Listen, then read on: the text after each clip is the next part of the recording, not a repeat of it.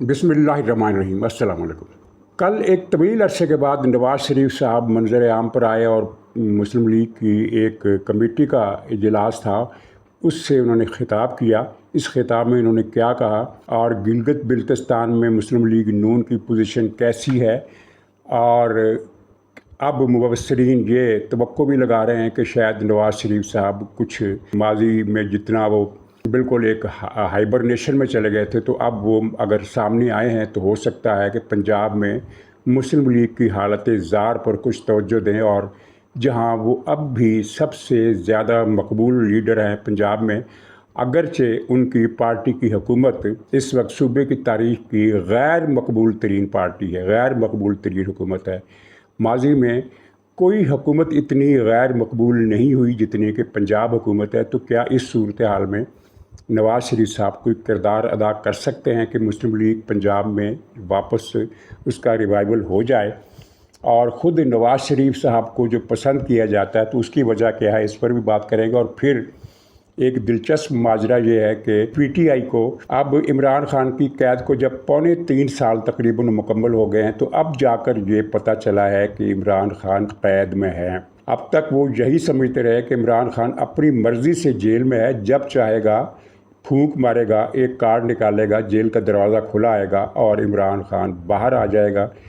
3.25 साल इन्होंने इसी ख्वाब में गुजार दिए, तो अब जाके इनको संगीनी का एहसास हुआ है। और सूरत हाल ये हो गई है कि पार्टी के लोग एक दूसरे से पूछते हैं कि इमरान खान की रिहाई के लिए अडियाला जेल बाहर जाना है कि नहीं, आज मंगल है, आज जुमेरात है, वहाँ जाएंगे? तो वो कहता है कि मिट्टी पाओ।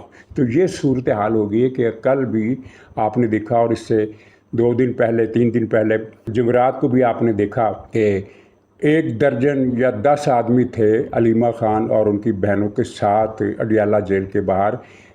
पार्टी कारकुनों की इमरान खान से मोहब्बत का ये आलम है कि अब पेशावर से भी कोई इमरान खान के लिए नहीं आता, इमरान खान से यकजहती दिखाने के लिए, उनकी रिहाई का मुतालबा करने के लिए। पख्तूनख्वा से भी कोई नहीं आता। पंजाब से तो लोग पहले ही इनको छोड़ चुके हैं, लेकिन ये अब भी इस ख्वाब में गुम है कि 85% आवाम हमारे साथ है। बल्कि 85% क्या, वो तो 95% की बात करते हैं कि 95% आवाम हमारे साथ है। और इन 95% की हकीकत को इनको अडियाला जेल के बाहर के मनाज़र देख कर भी समझ में नहीं आती कि सूरत हाल असल में है क्या।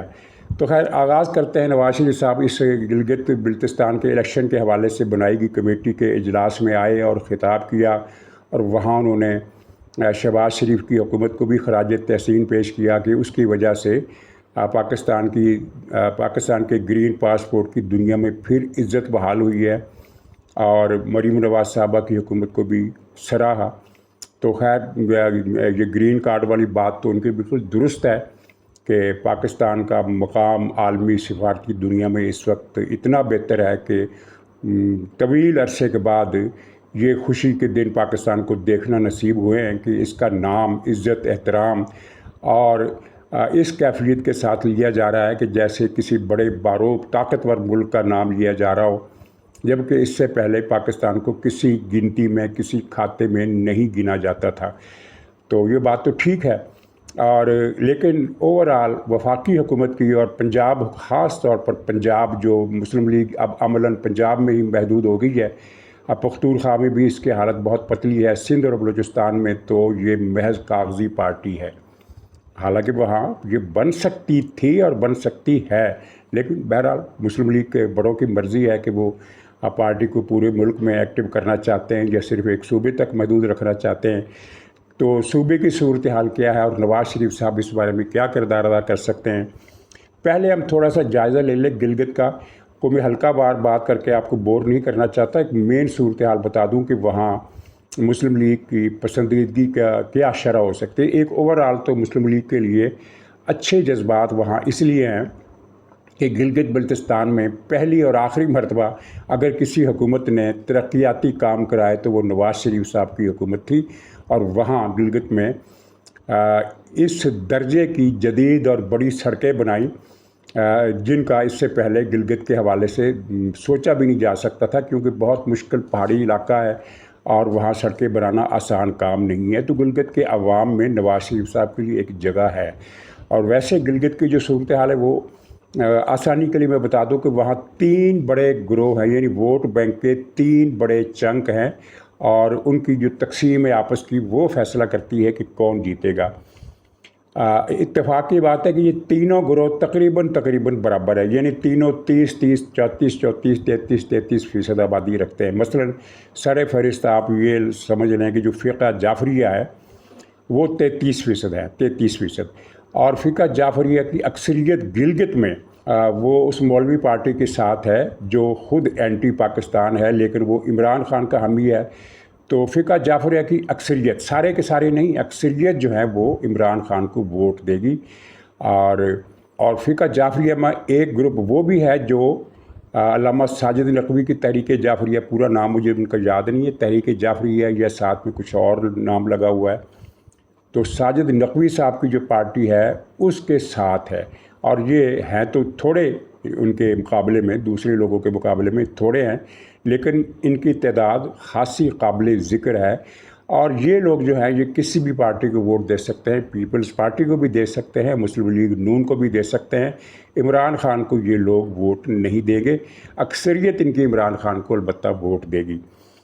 دوسرا گروہ ہے آغا خانی گروپ کا، یہ بھی اہل تشیع کی ایک برانچ ہے، لیکن اثنا عشری شیعہ ان کو خود سے دور رکھتے ہیں، اور اس کی وجہ مذہبی عقائد ہیں، جو فنڈامنٹل ایک فرق آ جاتا ہے کہ اتنے امام مانتے ہیں اور باقیوں کو نہیں مانتے، تو بڑا فرق پڑ جاتا ہے۔ اس طبقے کی اکثریت جو ہے وہ مسلم لیگ کے ساتھ ہے، اور اکثریت سے کچھ کم، یعنی ایک خاصی بڑی تعداد پیپلز پارٹی کے ساتھ بھی ہے۔ اور اس گروہ کا بھی کوئی گروہی فیصلہ نہیں ہوا کرتا، کیونکہ آغا خان جو ہیں، جو ان کے مذہبی پیشوا ہیں، وہ سیاسی شخصیت نہیں ہے۔ اگر وہ سیاسی کردار ادا کرنے پر آئیں تو ظاہر ہے وہ ایک اشارہ کریں گے، اور پھر پورے کا پورا جو آغا خانی فرقہ ہے اس کے تمام لوگ جو ہیں وہ اسی کو ووٹ دیں گے، جسے ووٹ ڈالنے کا آغا خان حکم دیں گے۔ ادروائز پھر وہ ظاہر ہے اپنے اپنے طبقات ہوتے ہیں، اور میرا خیال ہے کہ ان کی جو بھاری اکثریت ہے وہ مسلم لیگ نون کو ووٹ دے گی۔ تیسرا گروپ ہے اہل سنت کا، یہ بھی 33% ہی ہے۔ آپ دیکھیے کیسے دلچسپ بات ہے کہ 3 گروہ ہیں، تینوں ہی 33% ہے، اور ان کا بھی ملا جلا معاملہ ہے۔ ان کے بھی پیپلز پارٹی میں بھی ان کے بہت سارے ووٹر پیپلز پارٹی کے ساتھ ہیں، بہت سارے مسلم لیگ نون کے ساتھ ہیں، اور کچھ بہت تھوڑے لوگ پی ٹی آئی کے ساتھ ہیں، بہت تھوڑے لوگ۔ تو چنانچہ مسلم لیگ کے لیے یعنی اگر ہم یہ کہیں کہ جیتنے کے کتنے چانسز ہیں، تو پیپلز پارٹی کے مقابلے میں پی ٹی آئی تو خیر جیت ہی نہیں سکتے وہاں، لیکن پیپلز پارٹی کے مقابلے میں ان کے چانسز 2 یا 3% زیادہ ہیں، یعنی ان کے جیتنے کا امکان ہے۔ یقینی جیت میں نہیں کہہ سکتا، کیونکہ وہاں 3 گروہ ہیں، اور پیپلز پارٹی کی بھی وہاں جڑیں ہیں، اور پی ٹی آئی کے بھی ساتھ ایک گروہ کم سے کم اکثریت کے ساتھ ہے، اور اس طرح مسلم لیگ۔ اچھا، لیکن پاکستان کی سطح پر جو اصل فیصلہ ہے وہ کرتا ہے پنجاب۔ تو پنجاب میں اس وقت صورتحال کیا ہے؟ پنجاب وہ صوبہ ہے جہاں ایک زمانے میں، اور یہ بہت عرصہ نہیں، ماضی قریب کی بات ہے، کہ ہر دوسرا شخص مسلم لیگ نون کا کٹر حامی ہوتا تھا، ہر دوسرا شخص۔ خاص طور پر جو وسطی پنجاب جسے کہا جاتا ہے، وہاں تو بھاری اکثریت مسلم لیگ کی تھی، اور جنوبی پنجاب میں ذرا کم تھے، لیکن ملا کر ایوریج جو بنتی تھی اکثریت مسلم لیگ کے ساتھ تھی۔ اور جب بھی جہاں الیکشن ہوئے مسلم لیگ نے بھاری اکثریت سے وہ الیکشن جیتے، 2-4 سیٹوں کی اکثریت سے نہیں، بھاری اکثریت سے جیتے۔ لیکن اب یہاں صورتحال کیا ہے؟ اب یہاں صورتحال یہ ہے کہ اگر کسی ایک مجلس میں آپ چلے جائیں اور وہاں 100 آدمی بیٹھے ہوں، مثال کے طور پر شادی بیاہ ولیمے وغیرہ کے فنکشن جو ہوتے ہیں، تو عام طور پر ولیمے کے اجتماعات میں 50-60 سے لے کر 70-80-100 بلکہ زیادہ پیسے والے لوگ ہوں، تو اس میں اس سے بھی زیادہ لوگ 200 لوگ بھی دیکھے ہیں۔ تو اگر کسی فنکشن میں 100 آدمی بیٹھا ہو تو آپ کو وہ آدمی تلاش کرنا مشکل ہو جائے گا جو صوبائی حکومت کی فیور میں بات کرے۔ زیادہ تر آپ کو تنقید سننے کو ملے گی، اور کچھ لوگ تو ظاہر تنقید میں بھی حد سے بڑھ جاتے ہیں، وہ بہت گالی گلوچ پر بھی اتر آتے ہیں۔ لیکن اب وہ فضا جو کبھی مسلم لیگ کے لیے ہوا کرتی تھی کہ کسی مجلس میں اگر 4 آدمی مسلم لیگ کے خلاف بول رہے ہیں تو 4 آدمی مسلم لیگ کے حق میں بول رہے ہوتے تھے. اب وہ فضا ناپید ہے. اس کی وجہ کیا ہے؟ ایک تو وفاقی حکومت شہباز شریف کی.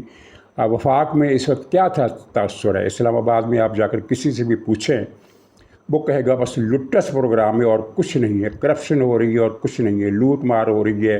قومی خزانہ بانٹا جا رہا ہے اقربا میں، ایلیٹ کلاس میں، اور سارے کام انہی کے لیے ہو رہے. اور پھر اس باقی تفصیل کو چھوڑیے، وہ عوام جانتے ہیں، اور میاں نواز شریف صاحب کو بھی ان کا اندازہ ہوگا کہ وفاقی حکومت کی پالیسیاں اس وقت پاکستان میں اس سے پہلے کبھی ناپسندیدگی کی اس سطح پر نہیں پہنچی تھی جس سطح پر اب ہے. اور حال ہی میں جو واقعہ پیش آیا ہے، نور پر وہ کو گاؤں ہے وہاں، علاقہ ہے وہاں، 3 لاکھ لوگوں کو بے گھر کر دیا شہباز شریف صاحب نے. کس لیے؟ صرف گنتی کے چند 4 یا 5 لوگوں کے لیے جن کے وہاں پلازے بننے ہیں اور جنہوں نے وہاں کچھ اسکیمیں بنانی ہیں، کوئی تجارتی اسکیمیں، کوئی تفریحی اسکیمیں، اور کوئی ایک قسم کا وہ جو سعودی عرب ایک شہر بنا رہا ہے نا، نیوم کا شہر، جزیرہ نما سویز کے بالمقابل ایک جگہ ہے نیوم کا، وہاں یہ ایک سعودی عرب انٹرنیشنل شہر بنا رہا ہے وہ، اور سب سے بڑا دنیا کا وہ کاروباری اور تفریحی مرکز ہوگا. تو اسی طرح کا ایک منی نیوم وہاں بنایا جا رہا ہے جس کے سارے کرتے دھرتے چند لوگ ہیں، 4 نہیں تو 5 نہیں تو 7، اس طرح اس سے زیادہ لوگ نہیں ہیں. ان کا رانجھا راضی کرنے کے لیے 3 لاکھ لوگوں سے ان کے گھر چھین لیے گئے، جو کہ نہ تو کچی آبادی تھے، نہ وہ ناجائز قبضہ تھا. وہ نسل در نسل ان علاقوں میں قانونی طور پر رہتے آئے ہیں. ان کے گھر چھین لیے گیا، اور جب انہوں نے احتجاج کیا تو ان کو مار کر ان کا حشر کر دیا گیا. تو یہ شہباز شریف صاحب کر رہے ہیں. پتہ نہیں نواز شریف صاحب کے علم میں یہ بات ہے کہ نہیں. یہاں میں یہ بتا دوں کہ ایک تاثر اخبار رویس حضرات تسلسل سے دے رہے تھے کہ نواز شریف صاحب اتنے بیمار ہیں کہ وہ کوئی کردار ادا کرنے کے قابل ہی نہیں رہے، بلکہ انہیں مسلم لیگ کے معاملات سے کوئی دلچسپی نہیں ہے، وہ لا تعلق ہو گئے. یہ باتیں میں نے خود سنی ہیں. لیکن کل جس طرح ان کو دیکھا تصویر میں، ظاہر ویڈیو میں دیکھا، تو مجھے وہ کمزور تو لگے. بے شک وہ بیمار ہیں اور بیماری کی وجوہات ہیں. ایک ان کی طویل وہ دل کی بیماری ہے، پھر جس طرح کے حالات سے وہ گزرے، اسٹیبلشمنٹ نے ان کے ساتھ جو کیا، جس طرح ان کی اہلیہ محترمہ کلثوم نواز صاحبہ کا انتقال جن دردناک اور تکلیف دہ حالات میں ہوا عمران خان اور باجوہ کی وجہ سے، وہ سارے صدمات ان کے ذہن پر ہیں. اور بے شک وہ آج سے 10 سال پہلے والے نواز شریف نہیں ہیں.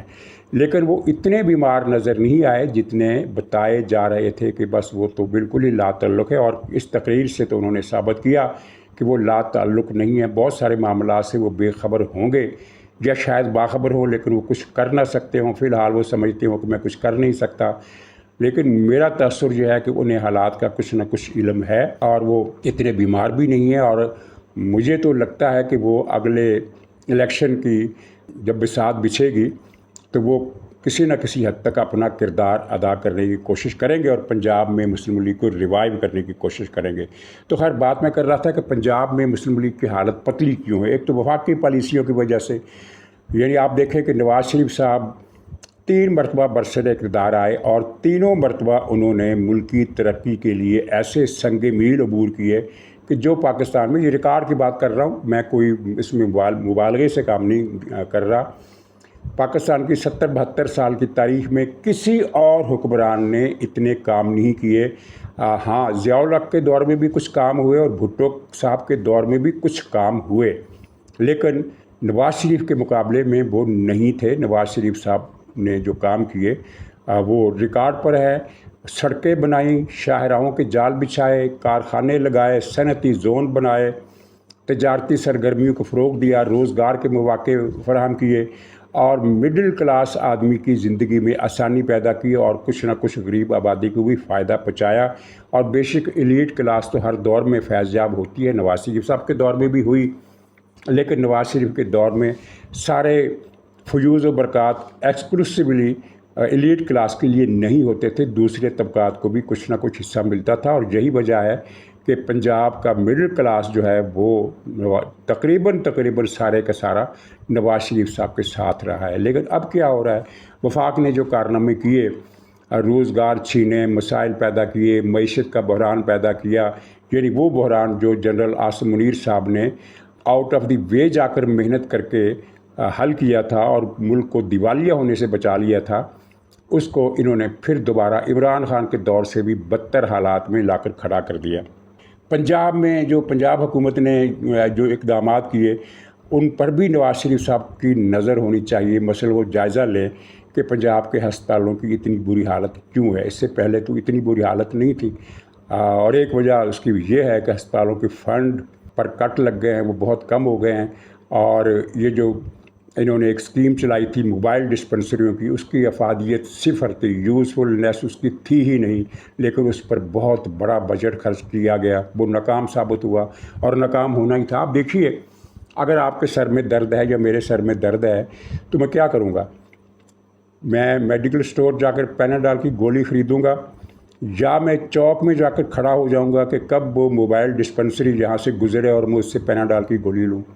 ظاہر ہے کہ میں میڈیکل سٹور سے گولی حاصل کروں گا، کیونکہ یہ جو موبائل ڈسپنسری تھی ان کی افادیت تو صرف معمولی چیزوں پر تھی جو گھر میں عام طور پر موجود ہوتی ہے، مثلا ڈیسپرین، پیناڈال، یا جو روٹین میں لوگ ڈاکٹر کے مشورے کے بغیر بھی اینٹی بایوٹک استعمال کر لیتے ہیں، وہ گھر میں ہوتی ہیں، کھانسی کے شربت گھر میں ہوتے ہیں، بخار کے محلول گھر میں ہوتے ہیں، معدے کے مسائل کے لیے چیزیں گھر میں ہوتی ہیں، یہ چیزیں ساری گھر میں ہوتی ہیں، اور ضرورت پڑنے پر لوگ ڈاکٹر سے مشورہ نہیں کرتے، خود ہی جا کر اسٹور سے لے آتے ہیں۔ تو اس کے لیے انہوں نے اتنا بڑا بجٹ خرچ کیا جس کی وجہ سے ہسپتالوں کی حالت خراب ہو گئی، اور وہ اسکیم جو تھی پھر آپ کے سامنے ہے کہ وہ ختم کرنا پڑی، وہ آؤٹ سورس کر دی گئی، پتہ نہیں کن کو دی ہے، وہ ان ویگنوں میں کیا کرتے ہیں، انہوں نے ان کو ٹرانسپورٹ بنا لیا ہے یا کیا کر لیا ہے، کچھ پتہ نہیں، کیونکہ خبروں تک رسائی اس دور میں بہت مشکل ہو گئی ہے، سرکاری محکمے معلومات نہیں دیتے، قانون بن گیا ہے۔ ہسپتالوں میں جو صورتحال ہے اس کی وجہ سے بھی پھر مسلم لیگ نون کی مقبولیت ختم ہوئی یا ختم ہونے کے قریب پہنچ گئی۔ پھر غریب آبادی کا شہروں میں بڑا سہارا سرکاری اسکول ہوتے تھے کہ چلیے اپنے بچے کو ان میں داخل کرا دے، پرائیویٹ اسکولوں میں تو وہ داخل نہیں کرا سکتے۔ موجودہ پنجاب حکومت نے ان کا بھی صفایا کر دیا، یعنی وہ آؤٹ سورس کر دیے، لوگوں کو دے دیا۔ اب وہاں ان کی بلڈنگوں میں کیا ہو رہا ہے مجھے کچھ نہیں پتہ، کسی کو بھی کچھ نہیں پتہ ان بلڈنگز میں کیا ہو رہا ہے، لیکن نتیجہ یہ نکلا ہے کہ پنجاب میں خواندگی کی بڑھتی ہوئی شرح کو اب بریک لگ گیا ہے۔ اب پچھلے دنوں جو رپورٹ آئی وہ یہ تھی کہ صرف پنجاب میں 1 کروڑ سے زیادہ بچہ تعلیمی اداروں سے باہر ہے، جن کو پرائمری اسکول میں ہونا چاہیے تھا، وہ آوارہ گردی کرتے ہیں یا چائلڈ لیبر پر مجبور ہے، اور پنجاب میں اس وقت چائلڈ لیبر ریکارڈ ترقی پر ہے، بہت زیادہ اونچی سطح پر چلی گئی ہے۔ تو غریب آبادی کو سرکاری تعلیم سے محروم کر کے صوبے کی خدمت کی گئی، عوام کی خدمت کی گئی، پاکستان کا بھلا کیا گیا یا کیا کیا گیا، تو یہ بھی نظر میں رکھنا چاہیے۔ پھر پنجاب حکومت نے جتنی ٹیکسیشن کی مختلف طریقوں سے، اس نے عوام کی چیخیں نکال دی۔ ٹریفک کے جرمانے آپ دیکھیں، ایک رکشہ والا، ایک موٹر سائیکل والا، ان کے ساتھ انہوں نے کیا کیا، ان پر پھر تشدد بھی کیا، اور اس سے جو زخم لگے عوام کو وہ ایسے زخم ہے کہ کم سے کم 2 نسلوں تک بھلائے نہیں جا سکتے۔ اور بھی بہت ساری باتیں جو غلط مس ہینڈلنگ کی گئی، سیلاب کے دنوں میں عوام کے ساتھ کیا سلوک کیا گیا، تو یہ ساری چیزیں ایسی ہیں جن پر مسلم لیگ نون کے قائد میاں نواز شریف صاحب کو خود ایکشن لینا چاہیے، لیکن کیا ان کی صحت اس بات کی اجازت دیتی ہے کہ وہ پہلے کی طرح سارے معاملات اپنے ہاتھ میں لے لیں؟ اگر ان کی صحت اجازت دیتی ہے تو وہ 100% یقین ہے کہ وہ مسلم لیگ کی اس کھوئی ہوئی مقبولیت کو واپس لا سکتے ہیں، 100% نہ صحیح، بڑی حد تک صحیح، لیکن اگر وہ ایسا نہیں کریں گے تو پھر معاملات مسلم لیگ کے لیے، میرا خیال ہے کہ اگلے الیکشن میں پھر مسلم لیگ کھڑا ہونے کے قابل نہیں رہے گی، کیونکہ کوئی بھی ایسا کارنامہ انہوں نے نہیں کیا جسے وہ پبلک میں جا کر کیش کرا سکیں کہ دیکھیں ہم نے آپ کو یہ سہولت دی، بلکہ یہاں تو لوگ پلٹ کر پوچھیں گے کہ جو سہولتیں ہمیں پہلے سے حاصل تھیں آپ نے تو وہ بھی چھین لی۔ تو یہ ساری چیزیں نواز شریف صاحب کو دیکھنا ہوں گی۔ البتہ اس موقع پر مجھے وہ یعنی جو دل کا غبار ہے وہ نکالنا ضروری ہے کیونکہ ماضی میں ہم نے یہ اسٹیبلشمنٹ کا رویہ دیکھا کہ اس سے ایسا لیڈر پسند ہی نہیں تھا جو کوئی اسکول بنا دے، جو کوئی سڑک بنا دے، جو ملک میں کارخانہ لگا دے، جو ملک کی معیشت کو بہتر کر دے۔ ایسے لیڈر کو وہ اٹھا کر پھینک دیتی تھی باہر۔ اور بے نظیر بھٹو صاحبہ اور ضیاء الحق صاحب کے بعد بے نظیر صاحبہ کی 2 مرتبہ حکومت آئی اور 2 مرتبہ نواز شریف صاحب کی حکومت آئی۔ 4 حکومتوں کو اسٹیبلشمنٹ نے ایک دوسرے کے خلاف استعمال کیا تاکہ انہیں کوئی کام کرنے کا موقع ہی نہ مل سکے۔ چنانچہ بہت کم ترقی ہوئی بے نظیر کے دور میں برائے نام، کیونکہ ان کی حکومت پنجاب میں نہیں تھی۔ مسلم لیگ اپنے زور پر پنجاب میں حکومت بنا لیتی تھی، لیکن اس کے راستے میں پھر ایسی رکاوٹیں کھڑی کی جاتی تھی کہ وہ پورا کام نہیں کر سکتے تھی۔ اس کے باوجود نواز شریف صاحب نے ملک کی ترقی کے لیے اقدامات کیے، پاکستان کے دوسرے ملکوں سے تعلقات بہتر کیے، وسط ایشیا کی کھڑکی کھولی۔ وسط ایشیا پاکستان کے لیے اب بھی ایک اجنبی علاقہ ہے، حالانکہ یہ پاکستانی حکومت بڑی آسانی سے وہاں ان روڈز کر سکتی تھی، سفارتی، ثقافتی، تجارتی تعلقات بنا سکتی تھی، لیکن آپ نے دیکھا کہ اسٹیبلشمنٹ نے ہر اس اقدام کو ناکام بنا دیا جو پاکستان کو سینٹرل ایشیا سے جوڑ سکتا تھا۔ نہ سڑک بننے دی، نہ ریل بننے دی، کچھ بھی نہیں ہونے دیا۔ اور اب وسطی ایشیا میں آپ جا کر دیکھیں تو وہاں جا کر آپ کو پتہ چلے گا کہ انڈیا ان کا پڑوسی ملک ہے، پاکستان کہیں دور دراز ہے۔ حالانکہ پاکستان پڑوسی ہے، انڈیا دور دراز ہے۔ پاکستان اس طرح پڑوسی ہے کہ افغانستان کی جو پٹی ہے، جو واغ خان کی 14 کلومیٹر ایک جگہ سے چوڑی ہے، تو اس پٹی کو عبور کرنے کے بعد تاجکستان آتا ہے، جو سینٹرل ایشیا کا پہلا ملک ہے مشرق کی طرف سے، ہماری طرف سے۔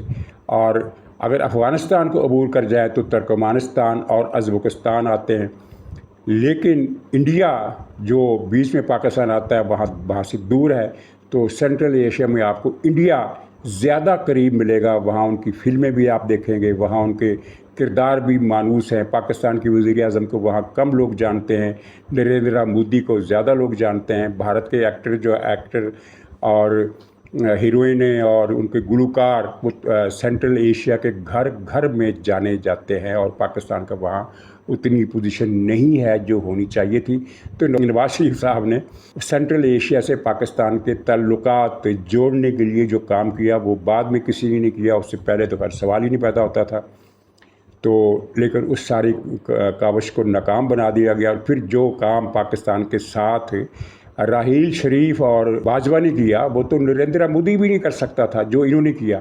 یعنی پاکستان کو کی اینٹ سے اینٹ بجا دی ان 2 حضرات نے، باجوہ نے اور راحیل شریف نے، اور ان کے ساتھ جو ان کے ISI کے چیئرمین حضرات تھے، انہوں نے پاکستان سے خدا جانے کس بات کا انتقام لیا کہ پاکستان اب یہ ایک اللہ تعالیٰ کا انعام ہے یا قسمت کا موقع ہے کہ یہ جنرل عاصم منیر صاحب آرمی چیف بن گئے، جنہوں نے اسٹیبلشمنٹ کے ماضی کے ترجیحات بدل کر رکھ دی ہیں، اور پھر اس کا نتیجہ آپ نے دیکھا کہ پاکستان کا دنیا میں کیسا نام ہوا۔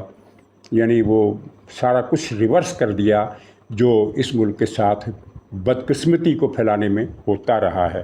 تو اب دیکھیے نواز شریف صاحب کیا کرتے ہیں۔ اگر وہ کچھ کر دکھائیں تو یہ وہ مسلم لیگ پر احسان نہیں کریں گے، پاکستان کے ساتھ ایک نیکی کریں گے۔ انہوں نے پاکستان کے ساتھ پہلے بھی نیکی کی، وہ اب بھی کر سکتے ہیں اگر ان کی ہمت اس قابل ہوئی۔ تو تھوڑا سا ذکر PTI کے کر لیں۔ کل بھی آپ نے دیکھا کہ وہ اڈیالہ کے باہر ان کی بہنیں کھڑی تھیں، 3-4 بچیاں کھڑے تھے، 4-5-8 کارکن اور تھے۔ بہت پتلی حالت ہے PTI کی۔ اب یہ بہانہ تو نہیں چلے گا کہ جناب پولیس مارتی ہے، حالانکہ وہاں اگر 1000 1200 5000 لوگ بھی اکٹھا ہو جائیں تو پولیس نہیں مارتی، پولیس کچھ نہیں کہتی۔ پولیس ایکشن اس وقت کرتی ہے جب رات کے 12 بج جاتے ہیں، تو پھر پولیس کہتی ہے کہ بھئی اب آپ کیوں بیٹھیں، 5 بجے سے آپ جہاں آئے ہوئے ہیں تو اب جائیں۔ اس وقت پولیس لاٹھی چارج کرتی ہے۔ 12 بجے رات سے پہلے تک تو وہاں کسی کو کچھ بھی نہیں کہا جاتا، کسی کو ڈنڈا نہیں مارا جاتا، تو لوگ کیوں نہیں آتے؟ اب بھی ان کو یہ بات سمجھ میں نہیں آ رہی کہ عمران خان اب ایک غیر متعلقہ شے بن چکا ہے پاکستانی سیاست میں۔ اب یہ محض پروپیگنڈے کے زور سے کہ جی وہ نمبر 1 ہے، اور وہ اچھا میں جو بات کرنا چاہتا تھا وہ یہ تھا کہ ان کی 3 سال تک یہ سائیکی رہی ہے کہ یہ سب کچھ ڈرامہ ہے۔ बस इमरान खान ने जिस दिन फैसला करना है कि वो बाहर आ जाएगा तो वो बस एक चुटकी बजाएगा, दरवाज़ा खुल जाएगा और इमरान खान बाहर होगा, और फिर उसके बाद उसने किसी को नहीं छोड़ना। सुनामी आ जाएगा, 5 करोड़ लोग तो अडियाला के बाहर ही आ जाएंगे इस्तकबाल के लिए। 5 करोड़, अब तो गिनती वहाँ 5 तक की रह गई है कि अलीमा खान और उनकी बहनें घर से जो बच्चियाँ लेकर निकलती हैं उनके अलावा 5 लोग होते हैं, और ज़्यादा और लोग ही नहीं होते। तो ये इनकी हालत है। अब इनको थोड़ा थोड़ा समझ में आना शुरू हो गया कि मामला सीरियस है, मामला संजीदा है, और इमरान खान जेल से बाहर नहीं आने वाला। पीटीआई के लोग जो इक्का दुक्का लोग मुझसे भी कभी कभार पुराने वाकफियत के हिसाब से मिलते हैं तो वो भी मानते हैं कि हाँ, इमरान खान तो अब बाहर नहीं आएगा। बल्कि एक साहब ने कोई 2-2.5 महीने पहले की बात है, उन्होंने मुझसे पूछा कि ये इमरान खान को कब तक छोड़ देंगे। मैंने कहा मुझे तो नहीं लगता कि ये कभी छूटेंगे। अगर हाफ़िज़ आसिम मुनीर साहब रिटायर हो जाते हैं, फ़र्ज़ कीजिए, उसने पूछा, तो मैंने कहा कि फिर भी इमरान खान रिहा नहीं होगा, और उसकी वजह इतनी लंबी चौड़ी है कि उसके लिए मुझे अलग प्रोग्राम करना पड़ेगा, फिर से वो सारी बातें रिवाइव करने के लिए जो मैं अपने प्रोग्राम्स में करता रहता हूँ। कि मामला वो नहीं रहा जो माजी में था कि एक आर्मी चीफ़ को नवाज़ शरीफ पसंद नहीं था तो उसने नवाज़ शरीफ को हटा दिया, दूसरे आर्मी चीफ़ को बेनज़ीर पसंद नहीं थी तो उसने हटा दी, तीसरा आर्मी चीफ़ आया तो उसने पिछले आर्मी चीफ़ की पॉलिसी रिवर्स कर दी और नवाज़ शरीफ फिर से आ गया और बेनज़ीर भी फिर से आ गई। अब वो नहीं रहा मामला, ये मामला कुछ और है। ये मामला ये है कि फ़ौज बतौर इदारा इमरान खान को पाकिस्तान का और फ़ौज का दुश्मन समझती है, और इसके लिए 101 वजूहात हैं जो आपके इल्म में भी हैं, पीटीआई के इल्म में भी हैं, और दुनिया वालों के इल्म में भी हैं। बस चलते चलते मैं ये कहूँगा कि इनके पास 100 से ज़्यादा कार्ड थे पीटीआई के पास, जो उन्होंने यके बाद दीगरे इस्तेमाल कर लिए। सारे के सारे कार्ड फ्लॉप हो गए, कोई कार्ड नहीं चला, और अब इनके पास कोई कार्ड नहीं बचा है। हाँ, पख्तूनख्वा में जलसे करते रहें, मौज करते रहें, जो मर्ज़ी करते रहें, कुछ इनसे होने वाला नहीं है। और पख्तूनख्वा में भी हवा का रुख तब्दील हो रहा है। वहाँ दूसरी पार्टियाँ, ख़ास तौर पर ANP बहुत सारे इलाकों में इस हद तक रिवाइव कर गई है कि वो इलेक्शन में हैरतनाक नताइज दे सकती है। GUI वहाँ पहले से ताकतवर है। तो देखिए इनकी खुशफहमियों का ख़ात्मा होने में जो 5-7% की कसर रह गई है वो कब पूरी होगी। नाज़रीन, इजाज़त दीजिए, इंशाअल्लाह अगले व्लॉग में फिर मुलाकात होगी।